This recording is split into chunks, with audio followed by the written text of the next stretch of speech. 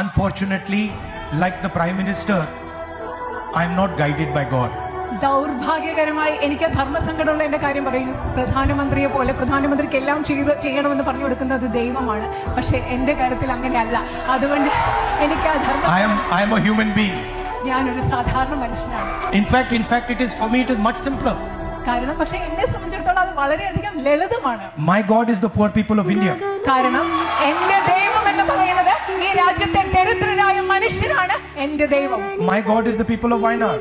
എന്റെ ദൈവം എന്ന് പറയുന്നത് വയനാട്ടിലെ ജനങ്ങളായ നിങ്ങൾ ഓരോരുത്തരുമാണ്.